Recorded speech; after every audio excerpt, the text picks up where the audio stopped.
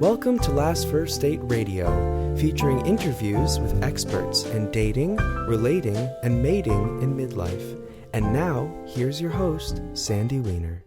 This is episode number 419 with Diana Durrell, 5 Secrets to Empowered Relationships. Hi, everybody. I'm Sandy Weiner, and welcome to Last First Date Radio, where we believe it is never too late for love and that a woman of value naturally attracts the respect and rewards she deserves in life and in love. And speaking of women of value, my new book is available now on Amazon Kindle and paperback. It is called Becoming a Woman of Value: How to Thrive in Life and Love. And I have a copy of it right here. And this book is filled with my own personal stories and client stories, interviews with experts like Diana who were on my show. And basically it's 30 tips and exercises to help you develop your core confidence and step more fully into your values. So again, it's called Becoming a Woman of Value: How to Thrive in Life and Love. This week's tip comes from the book, and it's called Don't Be a People Pleaser. People pleasing is actually not having good boundaries. It's trying to morph yourself into something that you're not in order to please others, and usually at the cost of your own self. And so my challenge for you this week is, if you catch yourself agreeing with people, doing things for people that don't really work for you, take a breath, really pause before you say yes to a favor, to going with somebody that you don't want to, whether it's on a date or saying yes to something for work. Being a people pleaser just takes you away from your true, authentic self. So I hope that you can start putting pauses between your yeses when you don't really mean them, and to get used to saying no without feeling guilty. Before I bring on Diana, I just want to let everybody know I have a fantastic Facebook group. I bring it up every time we have a podcast because I love it so much. It is a group for women over 40 who are either dating or in a relationship and want to really have positive feedback and really become a better communicator, more empowered. And so it's called Your Last First Date. And now for my guest, Diana Durrell. She's a women's empowerment leader. She's a healer and a modern day medicine woman who helps women own and step into their power to create a life of grace, love, and magic. She's also the best-selling co-author of The Dating Mirror: Trust Again, Love Again on Amazon. I love that. Welcome to the show, Diana. Thank you so much for having me. It's so great to be here. Well, I always like to know what is behind the work, like what inspired you to get into this field. So if you could tell us a little of your background, and maybe there was a pivotal moment that you can share with us. Absolutely. So, ever since I was little, actually, I can remember being 6 or 7, people have just wanted to share their story with me. And I come from a long line of healers and intuitives, and I never really fully embraced it until my 20s, but there was a theme to what they kept asking, and it was relationships. And in my 20s, I went through a series of tumultuous relationships that really tested not only just my sanity, but also made me question, what am I doing wrong that I keep attracting the same guy with a different face?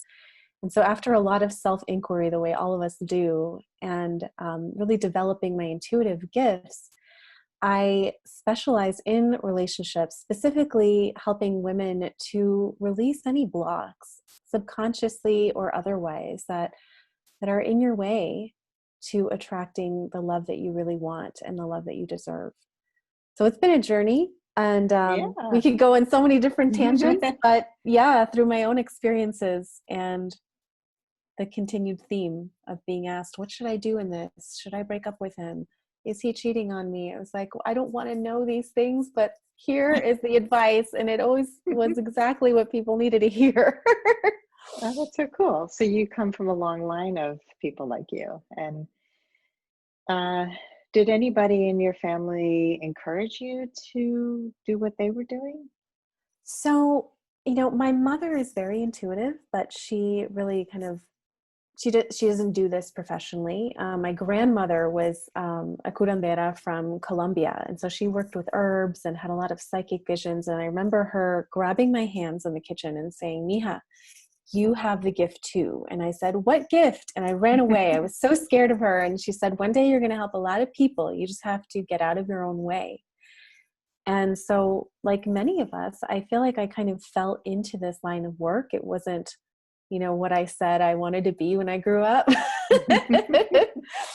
And I've worn a lot of hats over the years. So I'd always say I want to be a movie star and I want to be a teacher. And my mom would be like, "Okay, like you might want to pick one or the other." And I'm like, "No." Both. Both. And abundance, mother, come on. Don't limit me. Exactly. And that was my first career. I was a high school English teacher, and I was a, performance artist in San Francisco, and transitioned into this intuitive work in my 20s. And I still consider myself a teacher, just in a different capacity. Yeah, I think, when we look back, and I always say this, the dots all connect somehow, and I Yes. think it can feel like a bunch of disparate occupations, like, oh my God, I'm so schizophrenic, I've done 6,000 different things. But I think also if you're a seeker, and you are intuitive, you do follow the breadcrumbs. You don't stay stuck for very long because your body's saying, there's something else out there. I need to switch, and I certainly have experienced that. And I've seen that so much with people who don't, get one job and stay in it for the rest of their lives. Exactly. We're always growing, we're always morphing. But what I've realized is our purpose on this planet is just to be ourselves. It's just to be our authentic self, whatever expression of that you want to, show to the world. Yeah, I totally agree. And I love that your grandmother told you that. Get out of your way. Get out of I your think own that's, way. yeah. Like, what So does we that do, mean? right. We block ourselves. So did you grow up speaking Spanish? Was that one of your first languages? Spanish and English, but in my household, my father actually wanted to learn English. So I only spoke Spanish with my grandmother when we'd go to visit in Venezuela or New York. And yeah, but I feel very fortunate to have both languages in my arsenal. Yeah, it's great to know many languages.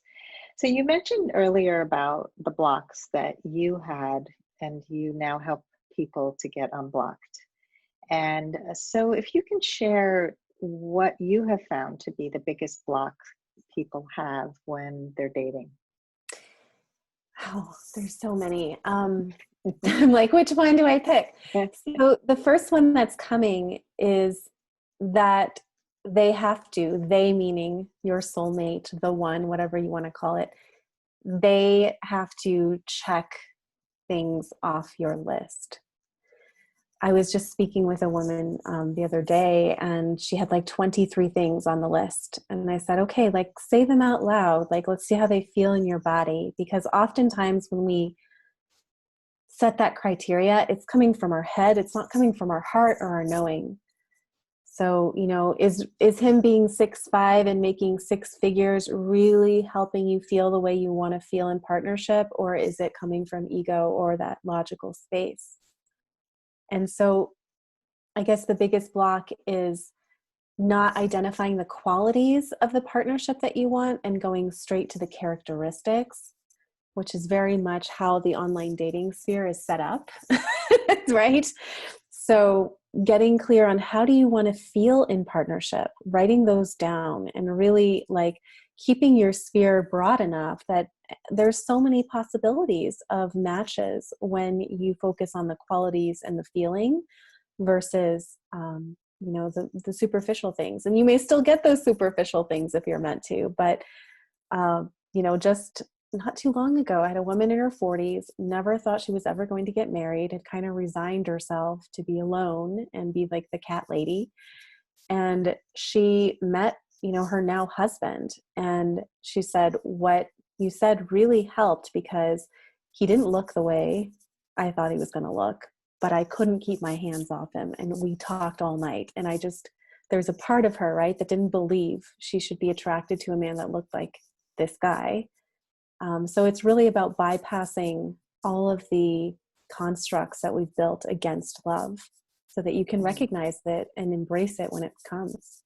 What I love about what you shared is that people often get stuck in the superficial and in the characteristics that their heads choose. And a lot of it has nothing to do with what's really best for you.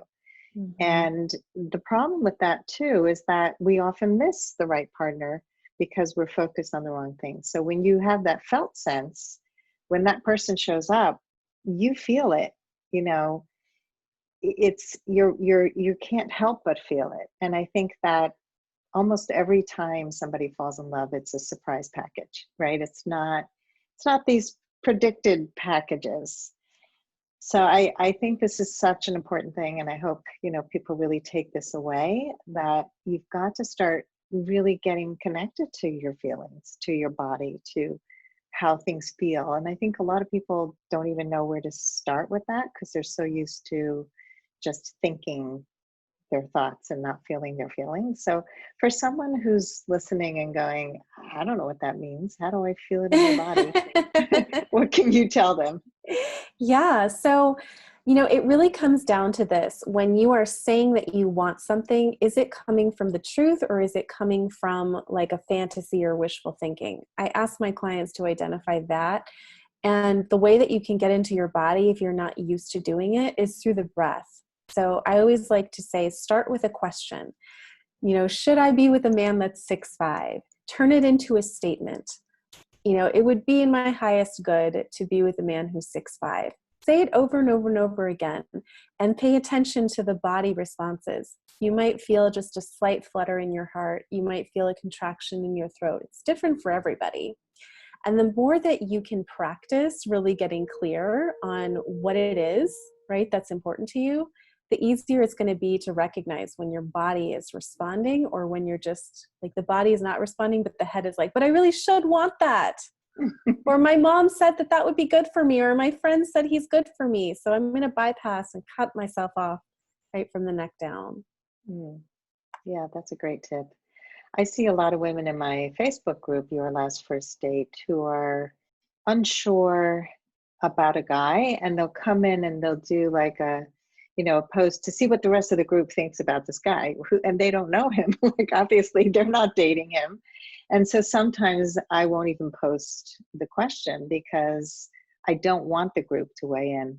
In fact, I had a woman about a week or two ago who was really struggling because the guy she was seeing wasn't responsive to her emotional state. She was going through a really tough time. And she just was feeling devastated. She had spent 7 months with him and she doesn't know if he's really emotionally available to be her partner. And I said, if she posts that in the group, people are going to go, leave him, run, go away. And there's more beneath the surface that needed to be said. And so I said to her, look, I see that you're hurting. And if you really want the right answer, you would really benefit from a single coaching session just to really talk this out. And it was so helpful to her. And she saw, because first she was like, oh, it was stupid. I shouldn't have posted it. I just take it down. I'm ashamed that I even, and I said, no, the fact that you're ashamed is something we need to coach about, right?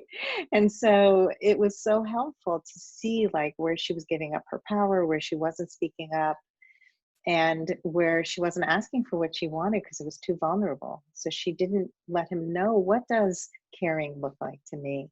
What does emotional support look like to me? He had no idea. He wasn't used to giving that kind of support. And so she needed to help him with that. So we often look to others to help us understand ourselves, but unless they're the right people, we won't be able to really overcome our issues. I love that example because so often we just kind of abdicate, right, our feelings and just kind of see, what does everybody else think I should do?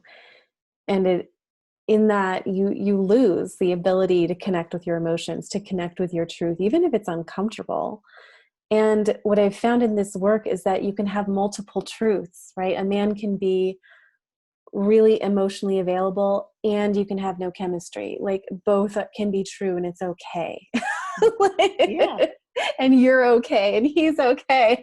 Yeah. It We doesn't can make go him into the bad or story, wrong. right? Like, Right. why did I attract a man I'm not attracted to? It's like, you just aren't, honey. And that's okay. Right. It is what it is. Yeah, And it's really true. you actually brought up one of my, my tips. So I have an acronym that I share with people, and the acronym is LOVED. And the V in that acronym is view everyone as a teacher. So even if you're going on these dates and they're just falling flat, if you can approach it from that standpoint of what am I learning about myself in this moment versus is he the right guy for me, and prejudging it, we're not in the present moment then. So everybody is an opportunity to learn something about what you want, what you don't want, who you want to be in relationship, and how you want to feel. And then it's just like a playground. And that's so beautiful, because so many people put so much pressure that every date he has to be the one, and if it's not, then it's a Yes. failure. I'm a Yes. failure. And so let's go through your. These are the 5 secrets to empowered relationships, I'm imagining. They are. Okay, so let's start with the L. Then we'll get Okay, in. guys. See, the We high school ready? teacher in me just never left. I'm like, let's just do acronyms. It's easy for everyone. So L is lead with your truth. First, you have to know what it is that you actually want and how you want to feel, which we talked about already. But the O is to own your choices. So if you say that you really want to be in a relationship, but your actions are negating that, really own that. Wow, I really do want to be in a relationship, and I'm terrified to let people find out about me, or I'm terrified to put myself back on the online dating world. The more that you can really own that, you can break through your own mental blocks and just go for it. So the V is view everyone as a teacher, and the E is engage and add value. So often when we're going through this process of sifting through potential partners, we're focused on what can I get versus what can I give. And we're evaluating them against checklists, against, family or well-meaning friends' judgments about who we should be with.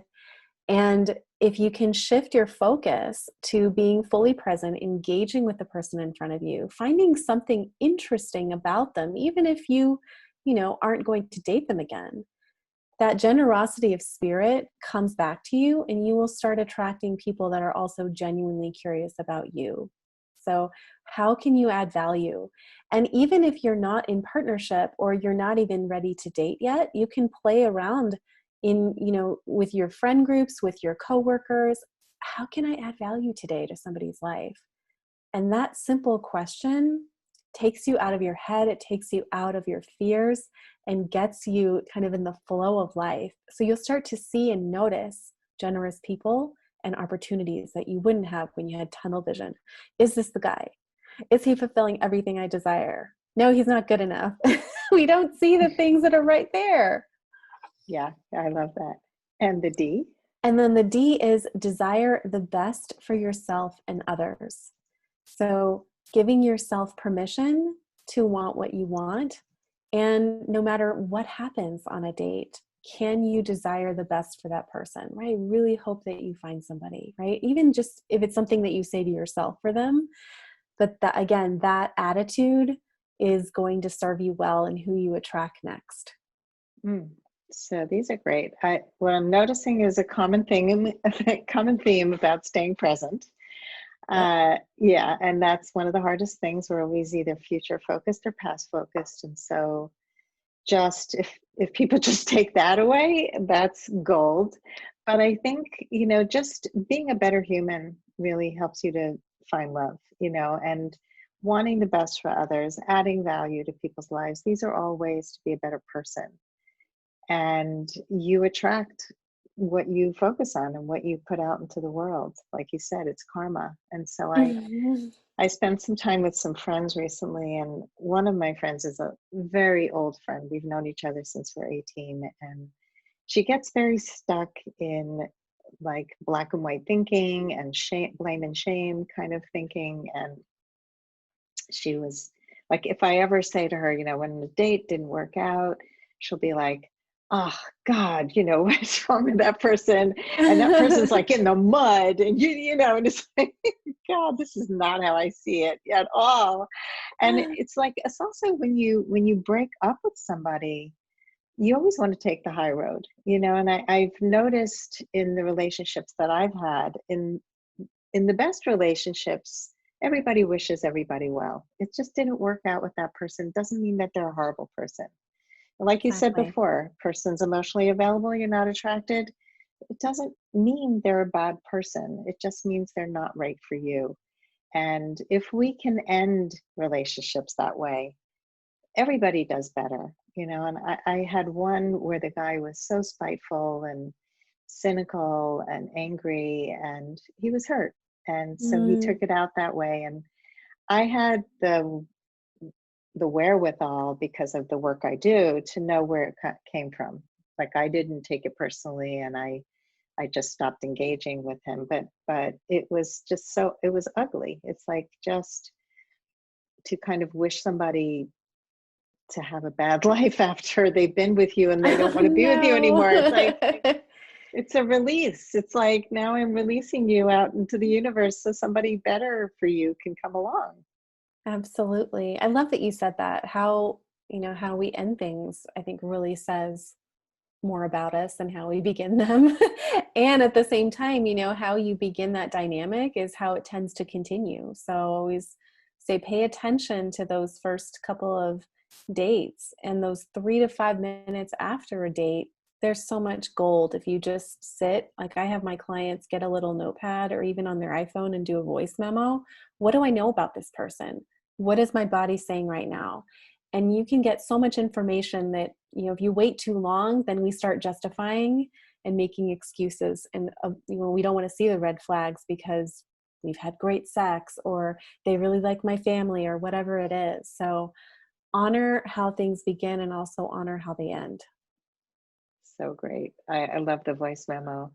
I think that, yeah, and how you feel in your body again. And so we tend to justify when you're not in your body and you're living in your head.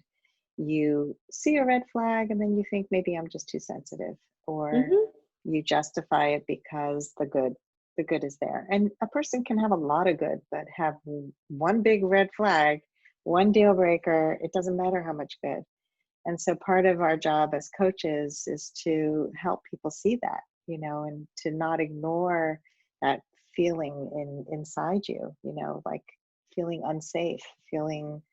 I had a client recently who was devastated by something somebody had said to her on a date.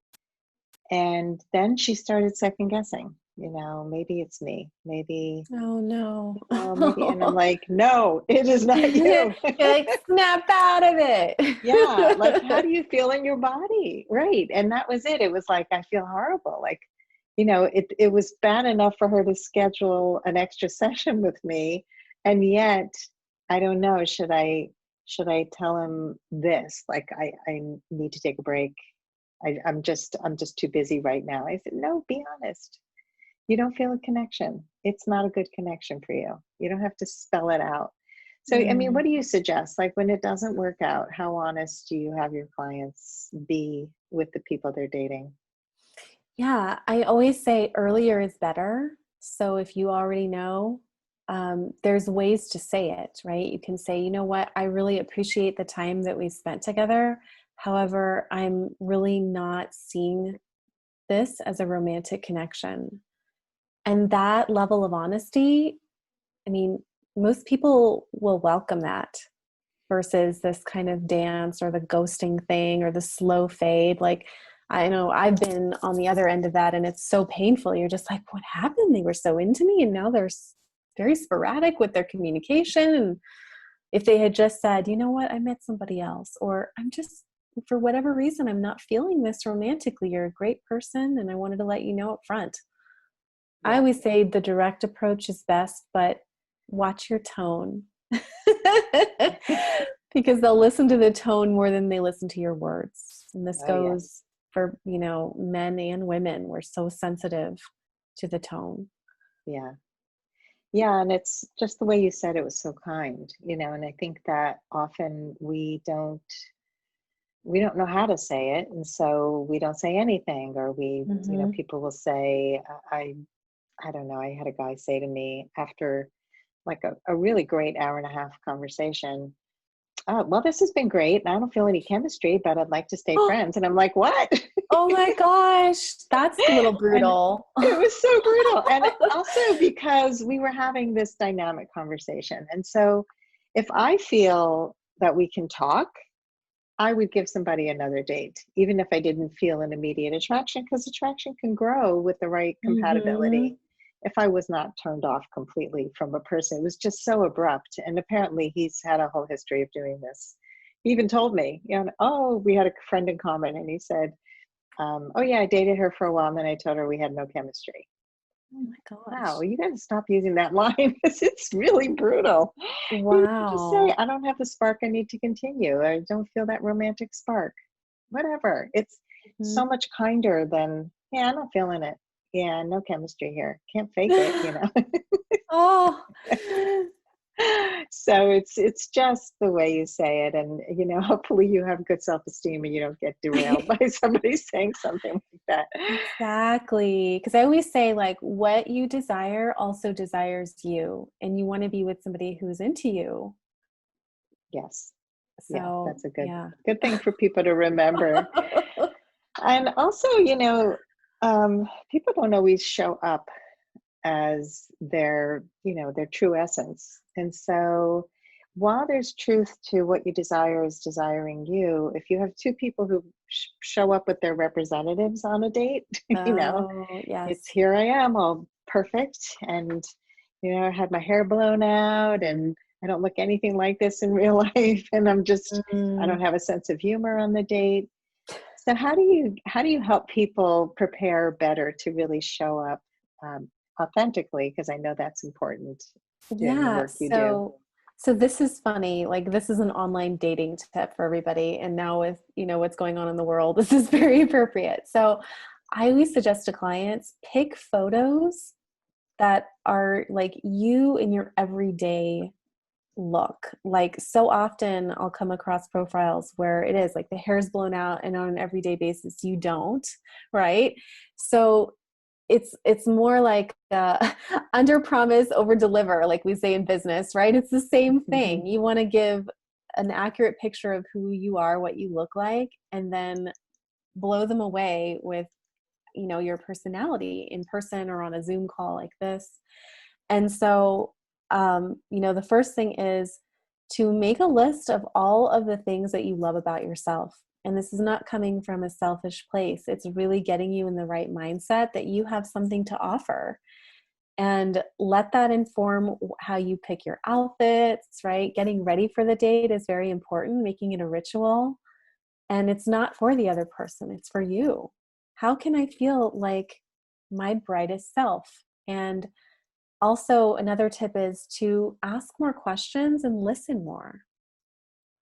So often, when we're nervous, right, we start rattling off our accomplishments or talking about nonsense just to fill the space. And especially for women, like leaning back, really, again, going into that curious space. What do I want to know about this guy?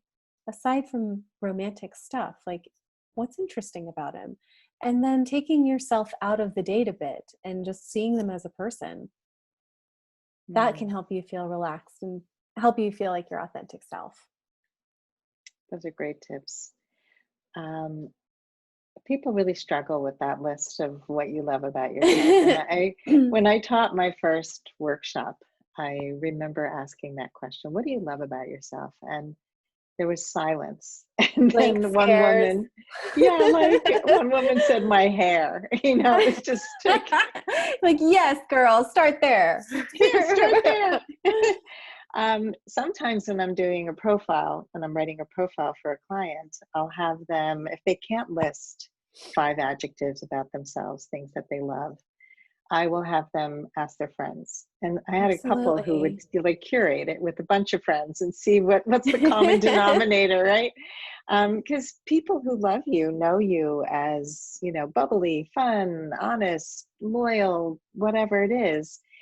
And then I have them write a little story about each one, about each adjective. How does that show up in your life? Like, how are you kind? What's something you've done, Mm. an act of kindness? So you can also prepare, like, to tell stories about your life.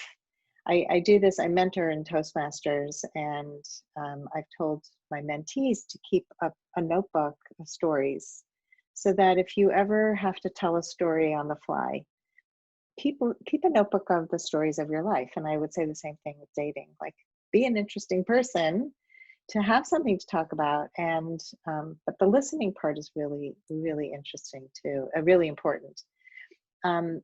So for women who don't listen well, the ones who just, every time a guy starts talking, they have to fill in all the empty spaces and go, yeah, yeah, yeah, yeah, sure, Mm. yeah, okay.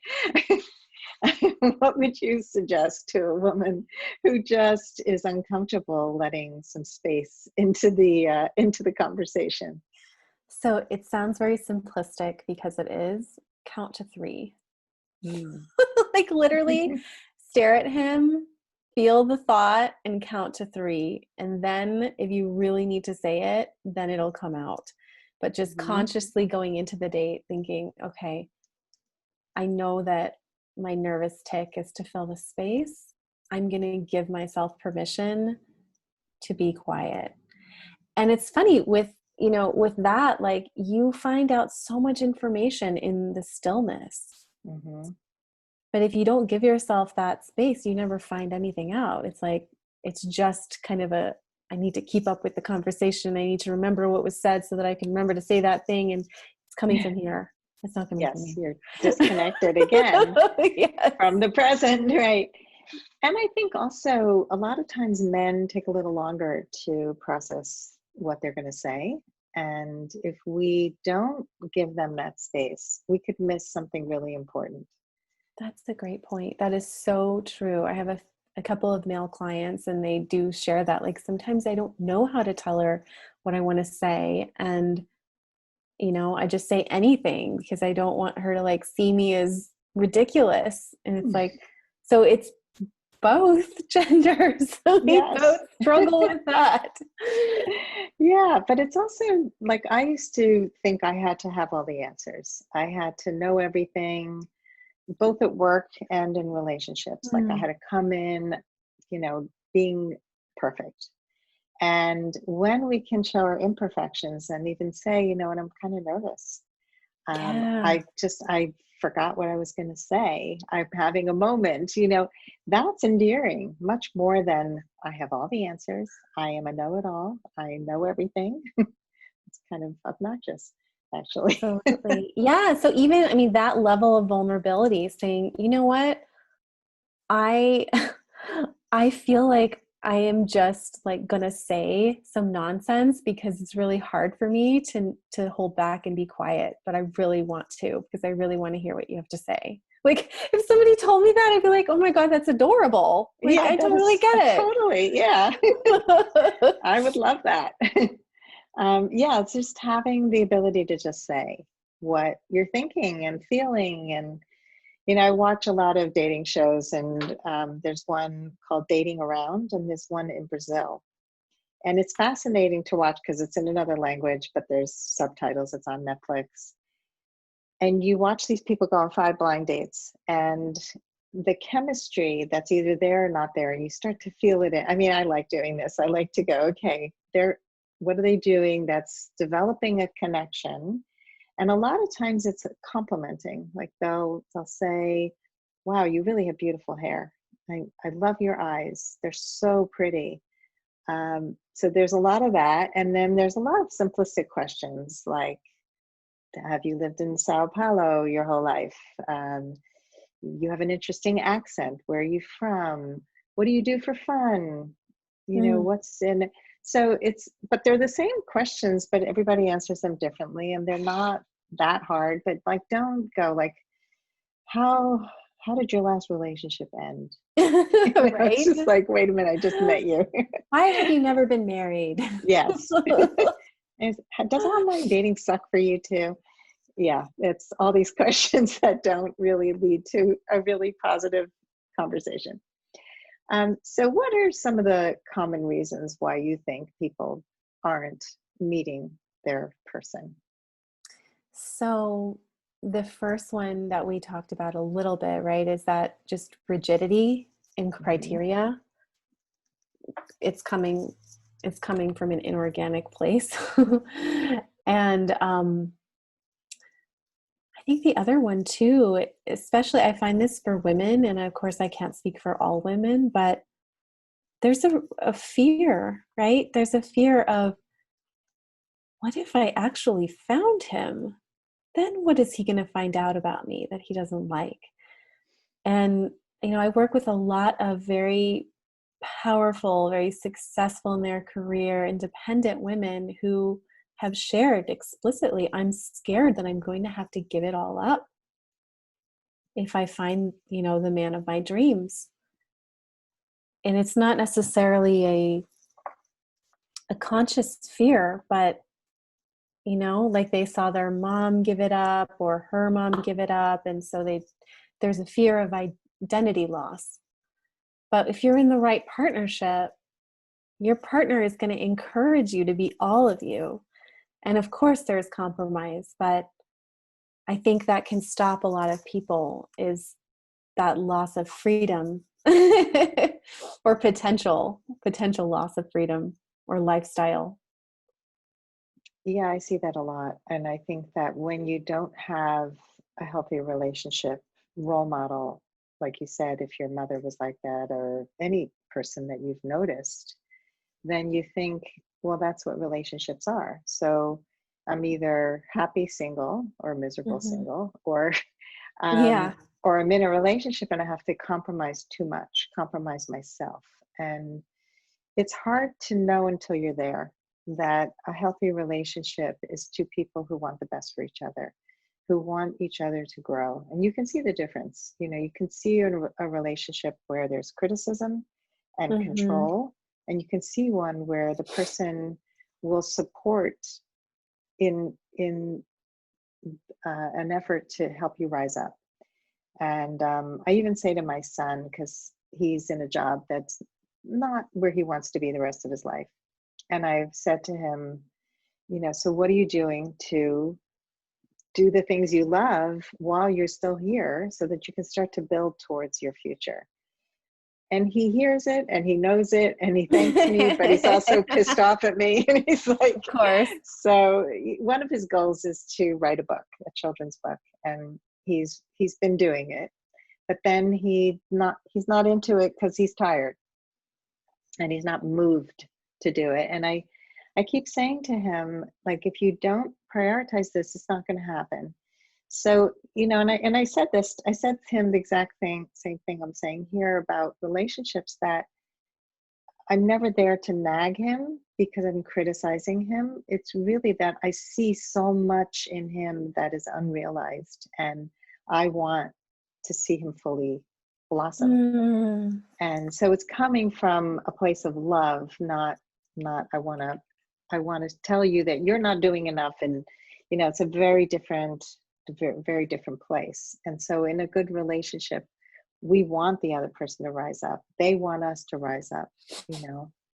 I love that example. And I mean, another one that I wanted to share with everybody is like the blind spots. So often, if we had a relationship that was really meaningful that ended, and that person maybe has moved on, or the opposite, they're still kind of hanging around the peripheries of your life, you haven't totally let them go, that can block somebody new from coming in, but it also holds you back emotionally. So maybe it's not you that's holding on, maybe it's them, right? They're still kind of in your energy field. And that's kind of the deeper woo-woo work that I do with folks, is like, let's kind of get them out of your energy field, because you keep going on these dates. And yes, you don't talk to your ex anymore, but every time this, eligible man is coming in your space, you're appearing to be unavailable when you really aren't, when you really are available. So there's that too. There's the hidden stuff beneath the surface that we can't necessarily see for ourselves. Yeah, and then that's what's so great about having somebody do the work with you, because we can't see those things. And I think there's a lot of comparison. People don't even realize they're comparing to an ex, even subconsciously. Well, I don't feel the same attraction as I felt to the last guy, even though it was Mm-hmm. a toxic relationship for you. Right? Right? So Of course you true. felt attraction because He was an that's the, asshole. yeah, right, exactly. Yeah, it's also, recalibrating attraction. That's something that a lot of people need some work on it, because the attraction is an attraction of toxicity, of deprivation, of what's bad for you and what you're trying to fix, rather than two people coming together to support each other. Very well said. Yeah, that addiction, the adrenaline high of a familiar pattern that can Yes, masquerade as true attraction. yes, exactly. So you talk a lot about the spiritual and the intuitive. And so can you tell us what role intuition plays in dating and love? A big role. I would say intuition is kind of the bedrock or the foundation for a successful relationship. If you're not listening and you're not tuned in to your intuition, then you're very susceptible to the opinions of other people, and you're not really necessarily grounded in what's true for you. So the more that you can begin to practice listening to your intuition, even when it may seem illogical, outlandish, practice with the easy stuff. It's like that moment, right, when you get on the highway and that you just feel intuitively you need to get off, and then you don't listen, and then there's an accident ahead. So practice with the little things, and then when the big things come, it'll be easier to make decisions that are going to honor you. I love that. I so agree. I mean, I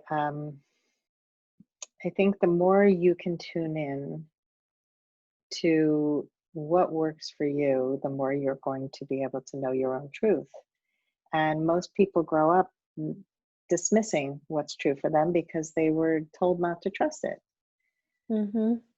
So it's really important. So do you have any exercises or something you can share that helps people tune in to their intuition? Yeah, so I call it the I'm Not Crazy journal. And it literally, I mean, nowadays we could do it on our phone, but I always suggested to clients, get a little notepad at Walgreens and keep it in your purse. And anytime you get, a feeling about something, literally put the date, put the feeling, and then wait, because 9 times out of 10, it's right on. And the logical mind needs that practical recording, right? Because otherwise we dismiss it. We're like, oh, I'm just being crazy, or that probably means nothing. And then later we find out it does. So I like stickers, but you can get crazy with it. And the more that you do it, the more the logical mind will get on board. Oh, okay, I don't have to be in the driver's seat all the time. There's this other part that's kind of in charge, but I get to come along for the ride. And pretty soon, you won't need to write it down. You'll just know it. That's great. Yeah, I'm not crazy exercise. That's Official really good. term. That's good. I think it's, a lot of what you shared today is about balancing the head and the heart. It's not all one thing or another. We really need a Right. balance. And I think when we can see it, we can believe it. When we feel it, but we start to keep track and have evidence. The voice message after a date, the writing down, the I'm not crazy exercise, all these things really give us the it's like reinforcing that we can trust who we are and show up more authentically, which is how we find our partner. Absolutely. And they are going to be so grateful to find you too, right? Because Yes. they're probably like, oh my gosh, where is she or where is he? Yeah. Yeah, totally. So Diana, this has just been fantastic, and I would love for you to share how people can find you. Absolutely. Thanks so much for having me on, by the way. This is Oh, a it's so lot of fun. fun. So, I actually have a free gift for everybody. If you are curious about what's been blocking you from attracting a soulmate, I actually made an audio, Where is My Soulmate Already? And we have a link to it for you. But my website is my name. So it's DianaDorrell.com. And I'm also on Facebook under my name. please connect with me there. And however I can add value or offer guidance, I am totally up for it. Awesome. Well, you have great energy, and I'm sure that your clients Thank love you. So thank you. Thank you for doing this work and for really helping so many people. It's really, to me, the best work you can do. Oh, it's my pleasure. And thank you for doing the work you do. I want to check out your book. Yes. And I'll check out yours. So thank you everybody for listening today. And if you love our show, please rate and review us. It really means a lot. And we hope you go on your last first date very soon.